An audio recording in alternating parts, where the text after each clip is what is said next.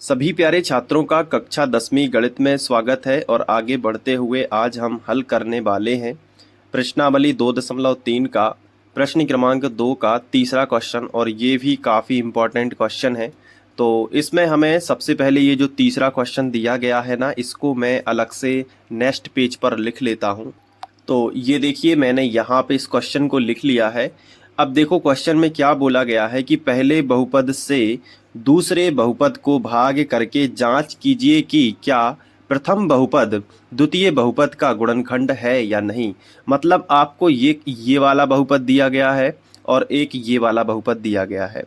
अब ये है पहला बहुपद और ये है दूसरा बहुपद। तो इन्होंने कहा है कि भाग करके, मतलब पहले बहुपद से दूसरे बहुपद को भाग करके जांच कीजिए।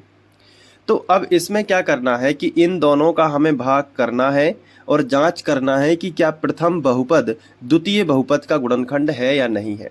तो सीधी सी बात है, हम इसमें भाग कर देंगे और अगर शेषफल 0 आ जाएगा तो यहाँ पे हम बोल सकते हैं कि प्रथम बहुपद द्वितीय बहुपद का गुणनखंड है। और अगर शेषफल 0 नहीं आया तो हम बोल देंगे कि गुणनखंड नहीं है। तो अब हम इसको बोर्ड एग्जाम में करेंगे कैसे, देखो सबसे पहले हम यहाँ पे लिखेंगे हल। ठीक है, इसके बाद हम यहाँ पे हमें दो बहुपद दिए गए हैं तो हम इन्हें px और gx मान लेंगे। क्या मानेंगे? px और gx। तो देखो मैंने यहाँ पे लिख लिया px और यहाँ पे लिख लिया gx। इस तरीके से हम मानेंगे। हम px और gx ही क्यों मान रहे हैं? क्योंकि जो हमारा बहुपद है वो x के फॉर्म में है। ये देखो दोनों बहुपद x के फॉर्म में है, जबकि ये बहुपद t के फॉर्म में भी हो सकते हैं, u के फॉर्म में भी हो सकते हैं। जैसे यहाँ पे लिखा होता t के ऊपर 5 की घात -4t घन plus T square plus 3t plus 1, तो t के फॉर्म में हो जाता।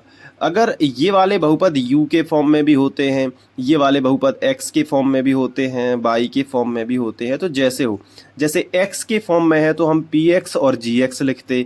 अगर t के फॉर्म में दिया होता तो हम लिखते pt और gt। ठीक है, अगर u के फॉर्म में होता तो हम लिखते pu और gu। तो वो तो आपको समझ में आता है। जैसे x के फॉर्म में है, अभी देखो x यहाँ भी है, x यहाँ भी है, x x है सब जगह, तो यहाँ पे हो जाता है px और gx।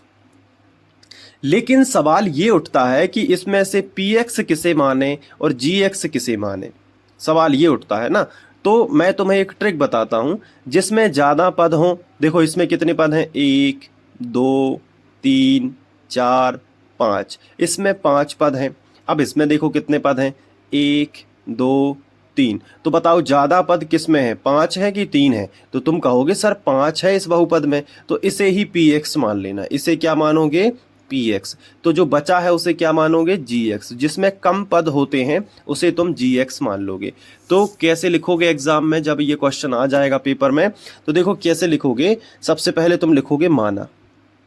ठीक है, ये लिख लोगे माना, क्योंकि तुम px और gx मान रहे हो।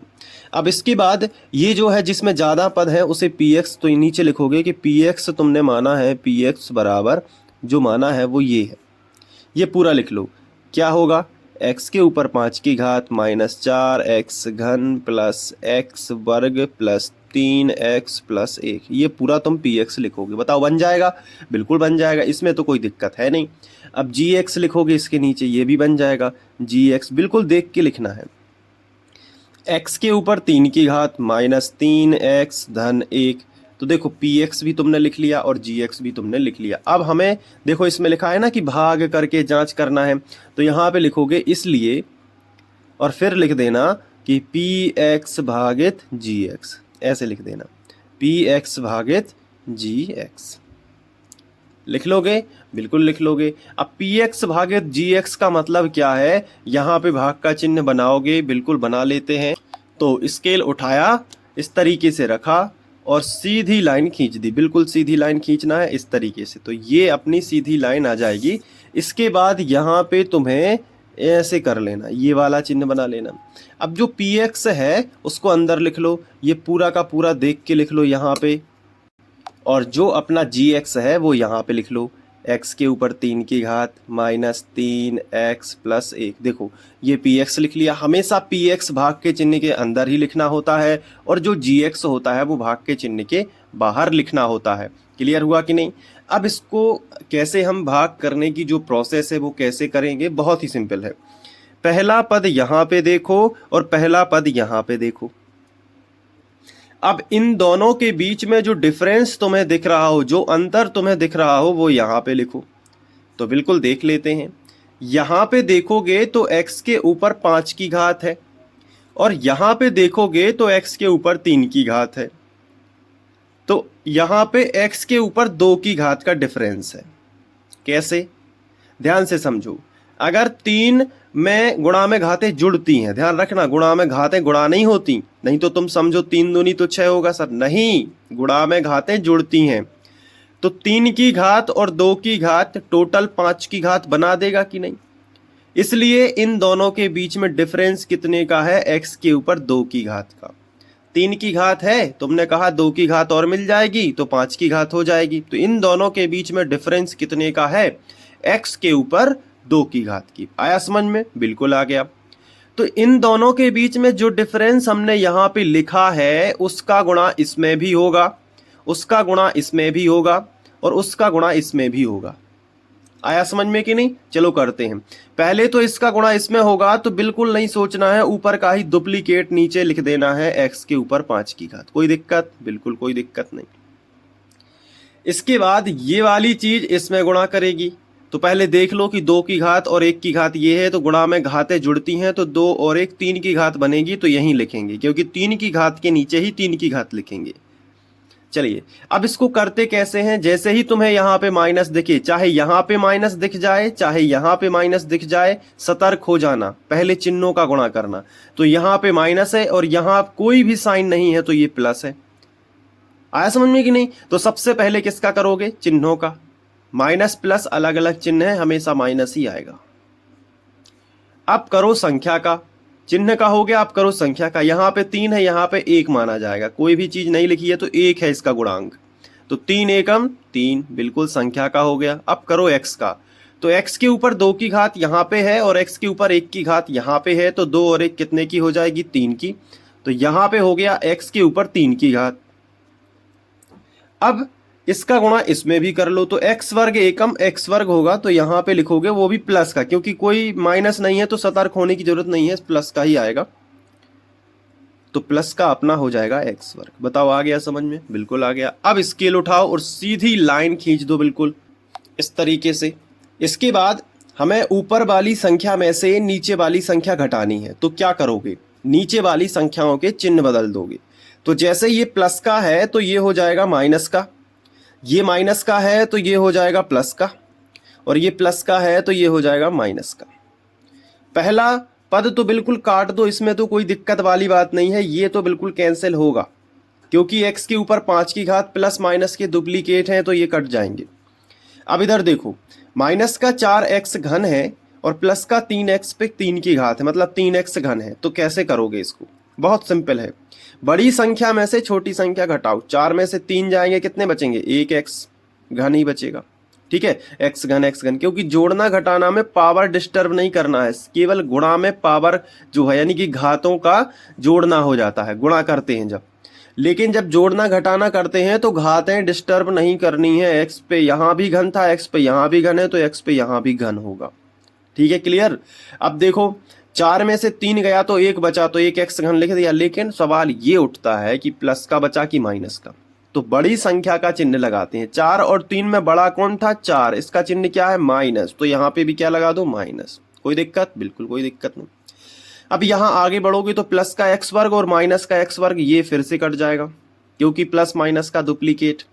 आगे बढ़ते हैं, क्या बचा? प्लस 3x प्लस x, यहाँ पे लिख लो प्लस 3x और प्लस 1। कोई दिक्कत? बिल्कुल कोई दिक्कत नहीं। अब इधर देखो, पहला पद यहां देखो और पहला पद यहां देखो। फिर से एक बार, जैसे ही तुम घटाने के बाद जो संख्या प्राप्त कर लेते हो, फिर से तुलना करो। पहला पद यहां देखो, पहला पद यहां देखो। यहां पे x घन है, बिल्कुल यहां पे भी x घन है, कोई डिफरेंस नहीं है। लेकिन यहां पे माइनस है और यहां पे माइनस नहीं है, तो माइनस का डिफरेंस है। तो माइनस अकेला नहीं लिखते, माइनस के साथ में कम से कम 1 तो लिख ही देंगे जब कुछ ना हो तो। -1 का डिफरेंस है। अब -1 का गुणा इसमें भी होगा, -1 का गुणा इसमें भी होगा और -1 का गुणा इसमें भी होगा। क्लियर? चलिए करते हैं। तो सबसे पहले -1 का गुणा x घन में होगा तो आएगा -x घन। फिर माइनस माइनस का प्लस हो जाएगा, पहले चिन्हों का होगा ना, तो माइनस माइनस का हो जाएगा प्लस, तो यहां पे प्लस लगा लो। और 3 1 का 3x में करोगे तो 3x एकम 3x, और माइनस प्लस का फिर से माइनस हो जाएगा और 1 एकम 1। अब स्केल उठा के लाइन खींच दो। क्लियर? ये देखो लाइन खींच दी। अब क्या करना है, अब हमें ऊपर वाली संख्या में से नीचे वाली संख्या को घटाना है, तो घटा देते हैं। तो कैसे घटाओगे? देखो क्या होता है कि जो नीचे होते हैं ना, इनके ओरिजिनल साइन में हम गोला लगाते हैं, तो सबके ओरिजिनल साइन ये बने हुए हैं। तो इनमें हम क्या करेंगे, इनमें गोला लगाएंगे। जैसे माइनस का है तो इसमें गोला लगा के इसको प्लस कर देंगे, उल्टा कर देंगे उसका। जैसे ये प्लस का है तो इसमें गोला लगा के इसे माइनस कर देंगे। जैसे ये माइनस का है तो इसमें गोला लगा के इसे प्लस कर देंगे। क्लियर हुआ कि नहीं?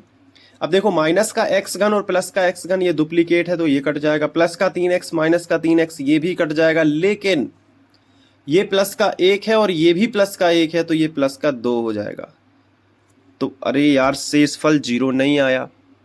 अब जब शेषफल 0 नहीं आया तो ये वाली चीज इसके फैमिली का सदस्य नहीं है, मतलब ये पहला बहुपद दूसरे का गुणनखंड नहीं है। तो हम लिखेंगे यहां शेषफल बराबर नहीं है 0 के। ठीक है, मतलब 0 नहीं आया, शेषफल 2 आया है। अतः पहला बहुपद दूसरे बहुपद का गुणनखंड नहीं है। तो इस तरीके से तुम इसे सॉल्व करोगे। तो उम्मीद है कि तुम्हें समझ में आ गया होगा। अब एक एक करके अच्छे से लिख लो इसको। ठीक है, तो यहां से लिखना स्टार्ट करोगे, ये, इसके बाद यहाँ पे, और एक बार इसकी प्रैक्टिस अच्छे से कर लेना तो बनने लगेगा। बहुत ही अच्छे से करना। ठीक है, मिलते हैं नेक्स्ट वीडियो लेक्चर में। अब यहाँ पे मैं सबसे पहले तुम्हें ये बताना चाहूँगा कि ये तीनों क्वेश्चन सॉल्व हो चुके हैं, पहला दूसरा तीसरा, और इन तीनों का अच्छे से रिवीजन कर लेना। इसके बाद हम लोग प्रश्नावली 2.3 में मिलेंगे। Thank you.